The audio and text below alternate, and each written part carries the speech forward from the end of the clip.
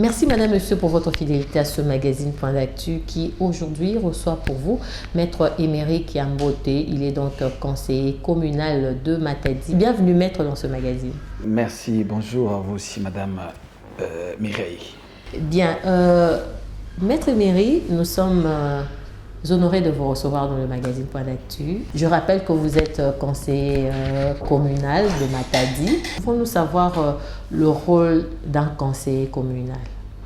Voilà, merci beaucoup Madame Mireille.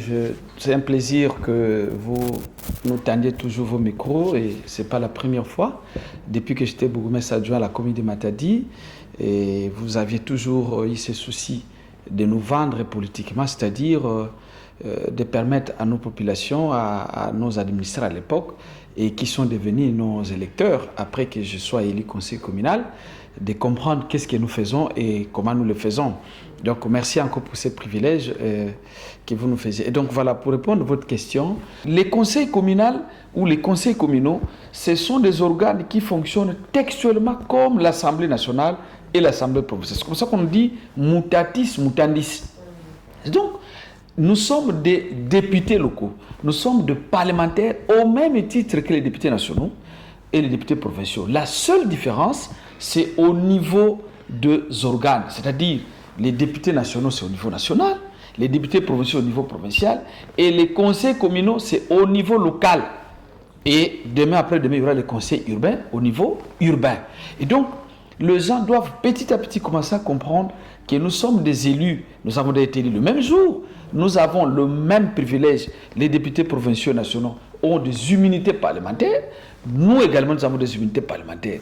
Les députés nationaux et les députés provinciaux sont pris en charge par l'État congolais, nous également sommes pris en charge par l'État congolais. C'est vrai qu'il y a un petit souci à ce stade, depuis qu'on est là on n'a jamais été payé, et c'est 7 mois pratiquement, mais c'est des choses qu'il faut comprendre parce que c'est un début. Les députés provinciaux à l'époque aussi accusaient les mêmes difficultés, avaient le même problème. Et je crois que nous avons fait tout un tas de lobbying, nous avons fait tout un tas de réclamations qui sont tombées aux bonnes oreilles. Et vous avez suivi dans les médias les jours passés, le président de l'Assemblée, honorable Vital Kamerhe, a reçu les collectifs des conseils communaux. Et avec tout ce qui avait été fait en termes de lobbying à la primature, à la présidence, c'est au niveau de l'Assemblée nationale aujourd'hui que le dossier a trouvé une très bonne évolution. Donc, dans les jours qui vont venir, vous allez voir les députés, les conseils communaux être payés par rapport à leurs droits. Bien, alors où sommes-nous exactement avec la situation des conseillers communaux? Est-ce qu'ils travaillent? Est-ce qu'il y aura-t-il élection des bourgmestres et les maires de la ville? Effectivement, il y aura élection. Parce que nous avons été élus pour organiser et régir les organes de base que nous appelons la commune, que nous appelons la ville.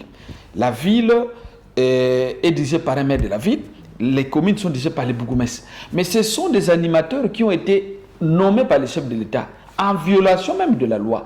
Parce qu'un animateur DTD ne peut pas être nommé, il doit être élu par les électeurs. Comme vous avez vu en 2023, nous avons été élus conseils communaux. Et nous, les conseils communaux, nous allons maintenant élire les bourgmestres et les bourgmestres adjoints. Nous allons également élire les conseils urbains.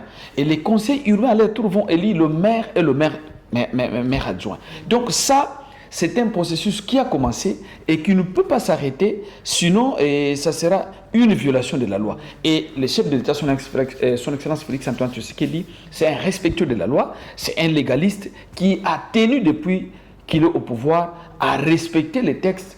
Et c'est comme ça que nous avons foi aujourd'hui que c'est vrai que la CENI avait annulé, avait reporté les élections qui étaient à 3 jours d'être organisées. Nous avions été retenus par la CENI. La CENI avait ouvert le circuit électoral, les processus électoraux, je voulais dire, et la CENI a fini à traiter les dossiers, il a publié les listes définitives. Aujourd'hui, moi qui vous parle, j'ai été retenu comme candidat bourgmestre et candidat conseil communal. Et donc, nous savons qu'il y a eu des petites contraintes financières qui sont en train d'être réunies, mais nous sommes ravis avec tout le message d'espoir que le président de la CENI, M. Denis Kadima, et tout son bureau et les autres messages d'espoir que Madame la Première ministre nous a donnés, et également le président Vital Kamerhe, nous sommes certains, nous sommes très rassurés que les élections auront bel et bien lieu. Où sont-ils exactement, ces conseillers communaux? Ils sont là, ils travaillent. Et je vous avoue que c'est depuis le 30 juin que nous avons commencé nos vacances parlementaires. C'est-à-dire que notre session ordinaire avait été ouverte, nous avons ouvert la session ordinaire et nous avons examiné des matières très importantes. Nous avons mis en place des commissions de contrôle, comme ça se fait à l'Assemblée nationale. Il y avait des commissions d'enquête, qui ont été diligentées au niveau de la commune, au niveau de quartier, au niveau de marché. Et nous avons mis également en place des commissions permanentes et des groupes parlementaires, comme ça s'est passé à l'Assemblée nationale et à l'Assemblée provinciale. Et moi qui vous parle, je suis président de la commission ECOFIN au niveau de notre conseil communal de Matadi. Et donc, la population va petit à petit comprendre que nous faisons le travail et que ce travail est à leur portée. C'est eux qui doivent consommer ce que nous faisons.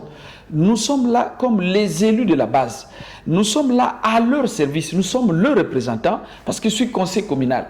J'ai été élu par la population de la commune de Matadi. Je suis leur travail. Je suis leur envoyé.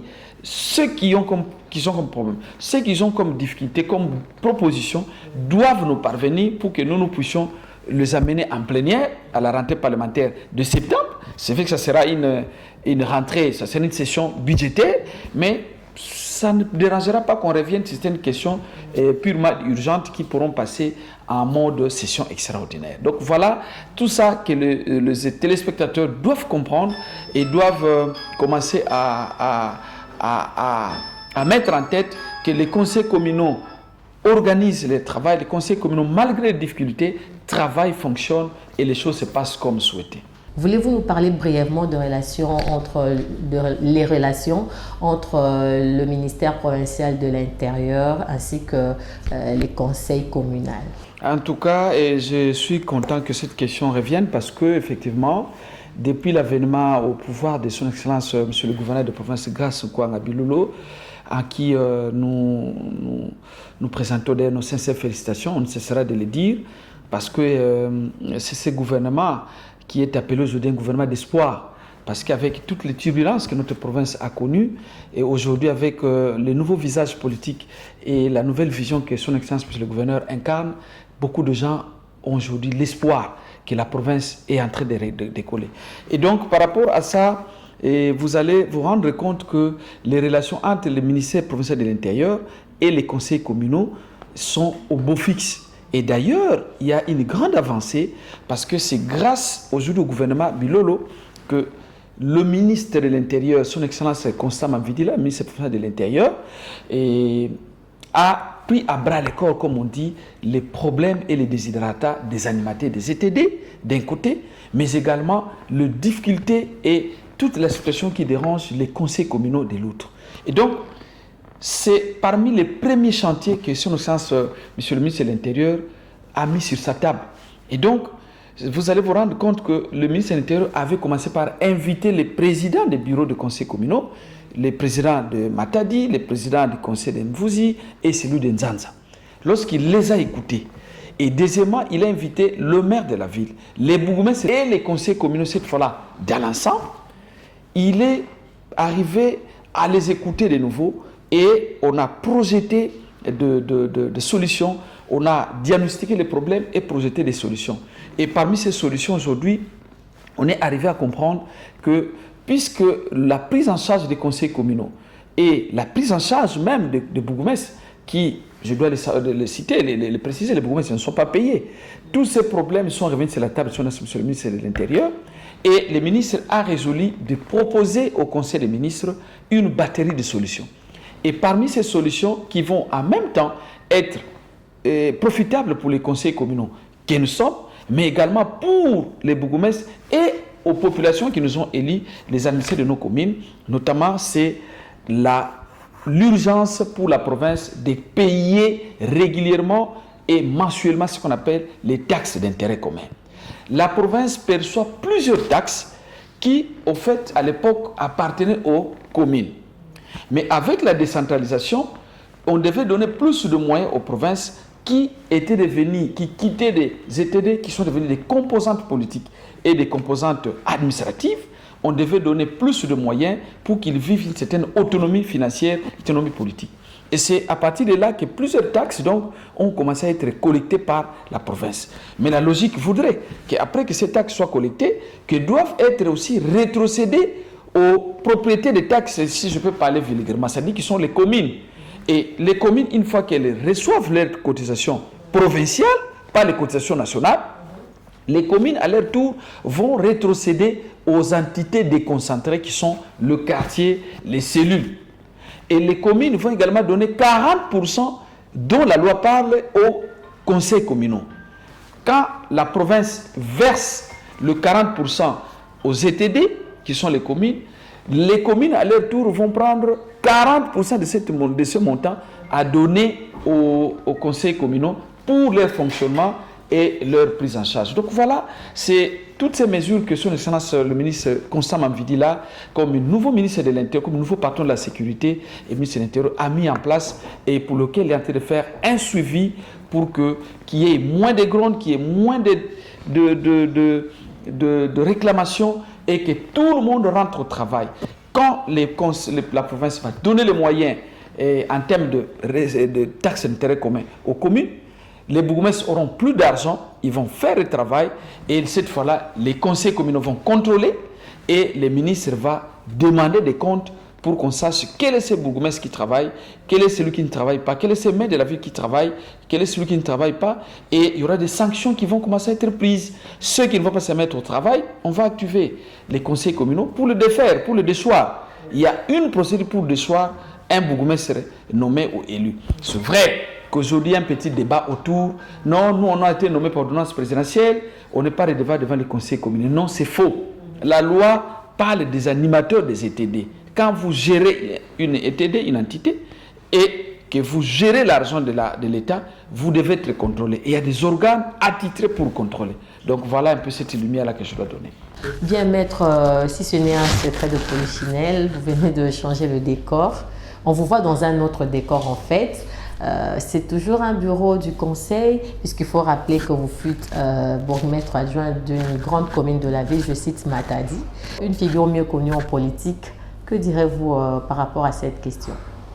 Je savais que vous finirez par me poser cette question parce que vous étiez habitué de me voir dans mon petit bureau de la commune de Matadi et avec le bourgmestre Kiameso Patrick qui était mon titulaire. Et ensuite, vous m'avez vu au niveau du conseil communal. Et là, on n'avait pas de bureau. Et on est presque dans la rue. Mais aujourd'hui, vous me trouvez dans un autre décor. En fait, ce n'est pas un secret, comme vous l'avez dit. Je dois premièrement saluer et remercier son Excellence, le gouverneur de province, Nkwanga Maswangi Bilolo Grace, qui a bien voulu nommer son Excellence Constant Mambidila comme ministre de l'Intérieur et qui, celui-ci, donc, c'est ministre de l'Intérieur, a jeté son dévolu sur ma modeste personne en me nommant, en tout cas, directeur de cabinet de son ministère. Alors, donc, sincères félicitations. Merci. Donc, ici, les décors semblent changer. Effectivement, vous avez raison. Ici, vous êtes dans les bureaux du directeur de cabinet du ministre de l'Intérieur. Wow. Depuis quelques temps, on est là, on va travailler pour la province, on va rendre service à la province. Et je crois que mes électeurs ne doivent pas s'inquiéter. Je reste conseiller communal. Mais je suis un peu détaché aujourd'hui ici pour exercer les fonctions de directeur de cabinet.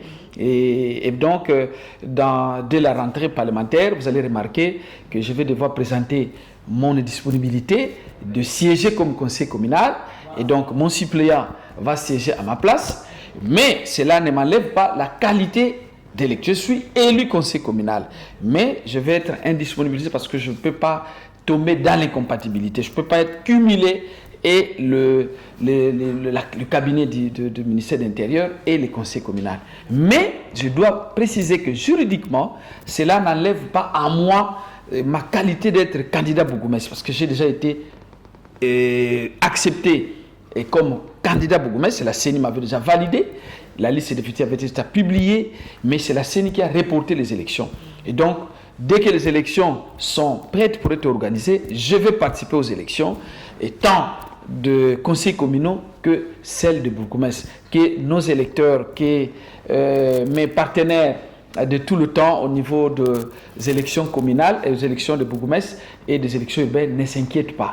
Je suis aujourd'hui directeur de cabinet du ministère de l'Intérieur, mais je suis dans la course de ceux qui vont être candidats bourgmestre et candidats conseil communal. Donc, je remercie très sincèrement son Excellence, Monsieur le ministre de l'Intérieur, et Excellence Constant Mambidi là, qui devient un ministre très remarqué et remarquable parce qu'il a mis en place une nouvelle manière de gérer les choses. C'est lui qui est venu aujourd'hui innover avec la proximité de gérer les animateurs des ETD, de gérer la sécurité publique, de gérer la décentralisation qui, au fait, un mécanisme ou un régime qui rapproche les administrés ou les gouvernants aux gouvernés. Et Excellence Mambidi, là, aussitôt arrivé au pouvoir, il a conçu ce qu'on appelle un programme d'action sectorielle et une feuille de route qui, en réalité, est une boussole que lui a mis en place pour essayer de voir, de montrer un nouveau paradigme de sécurité, un nouveau paradigme de gérer l'administration territoriale, un nouveau paradigme de gérer la décentralisation au Congo central, parce que ce n'est qu'en faisant ça que nous allons réussir le pouvoir de développer la base. Et la base, c'est tout. On ne construit pas une maison en commençant par la charpente, on construit la maison en commençant par la fondation. Et la fondation pour développer l'État, notre sur le Congo central, c'est l'administration parfaite des ETD, l'administration de la commune, l'administration de la mairie, l'administration de secteurs, des territoires. Et ça, c'est le cheval de bataille que son Excellence Constant Mambidi là est en train de mettre en place sous les coachings avérés de son Excellence Kwanga Maswangi Grace Bilolo, que nous saluons et que nous continuerons à féliciter et encourager pour tout ce qu'il est en train de faire, pour ces nouveaux vents qu'il a impulsé, qu'il a impacté. Et je pense que ça démontre que la province est en train de décoller et effectivement décoller pour son développement intégral. Bien, monsieur le directeur, nous ne pourrons pas clore ce magazine sans pour autant arracher vos maîtres mots à adresser justement au gouvernement Bilolo en place. Voilà, en tout cas, je sais que maintenant je suis dedans, donc je suis moi partie intégrante. Nous encourageons son Excellence, monsieur le gouverneur de province, grâce à Kwanga Bilolo, qui a eu le courage d'être candidat d'abord. Ça n'a pas été facile, vous connaissez tous les épisodes. Il n'y a pas eu un gagnant et un perdant. Oui, c'est-à-dire que lui a gagné les élections, et le gouverneur sortant est parti, mais tous nous sommes au service de la province. On a déjà tourné cette page électorale et nous voulons donc l'inviter à continuer à impacter cette vision de cohésion provinciale qui presque l'a poussé à ne pas faire table rase. Nous avons besoin de la cohésion provinciale et cette cohésion passe par tout ce qui enlève les frustrations, tout ce qui enlève de bourdonnement. C'est vrai, on ne saura pas satisfaire tout le monde, mais en tout cas, les grands signaux, son Excellence Grace Nkwanga Bilolo l'a donné. Et d'ailleurs, c'est les mêmes signaux que notre ministre, Excellence Constant Mambidi, a donné pour ses portefeuilles, pour ses ministères, parce que nous avons repris beaucoup, en tout cas d'anciens collaborateurs du ministre sortant, Excellence Papi Mambo, qui sont encore avec nous dans ces cabinets. C'est rare dans les cabinets. Et donc, nous ne cesserons de le remercier. Et on ne s'empêchera pas non plus de remercier très sincèrement la collaboration du secrétaire général de l'UDPS, honorable Kabouya Augustin. Et en province, il y a le président fédéral, honorable Victor Swami, aujourd'hui honorable rapporteur de l'Assemblée provinciale, et pourquoi pas honorable José Matoko, qui se sont vraiment investis pour que ces ministères qui est de l'UDPS, Côté de pêche, pas un ministère appartenant de pêche, mais un ministère côté de pêche, aujourd'hui produisent une très belle image, produisent un travail qui s'est fait très remarqué et qui va honorer et qui va apporter un nouveau souffle, un nouveau paradigme en termes de sécurité, en termes d'administration de province, administration territoriale et en termes de la décentralisation et surtout une solution pour la gestion des conflits coutumiers, des conflits de terres, parce que c'est une autre misère qui rend notre population malade. Et je pense qu'avec cette nouvelle vision, on va essayer de mettre terme à ça. Beaucoup de terres sont vendues, beaucoup de terres sont spoliées. Nos compatriotes des différents territoires sont devenus des étrangers chez eux. Parce que les terres sont vendues à des personnes dont on n'a presque pas l'identité. Et donc ça, c'était un autre danger.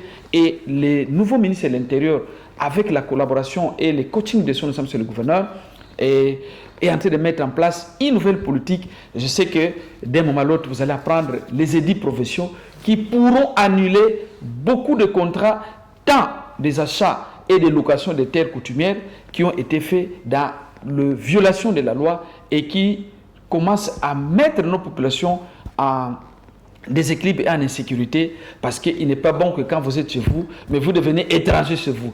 Donc tout ceci, vraiment, que le Seigneur bénisse la province du Congo central, que le Seigneur bénisse son Excellence Nkwanga Gwasibilolo, qu'il bénisse mon patron aujourd'hui, le ministre de l'Intérieur, Excellence Konsama Vidila, qu'il bénisse tous les animateurs des ETD et qu'il bénisse également votre magazine Point d'Actu qui ne nous abandonne pas et qui a toujours pensé à nous. Merci beaucoup et que le Seigneur vous bénisse vous également. Merci, c'est moi de vous remercier. Merci, chers téléspectateurs. Nous voici pratiquement à la fin de ce magazine. Nous avons reçu pour vous Maître Emery Kambote, conseiller communal, à ce jour directeur des cabinets au ministère provincial de l'Intérieur, avec qui nous avions parlé justement de la situation des conseillers communaux ainsi que leur relation avec le ministère provincial. Alors c'est ici que nous mettons un terme à ce magazine. Merci de l'avoir suivi, au plaisir de vous retrouver très prochainement. D'ici là, portez-vous bien, à très vite.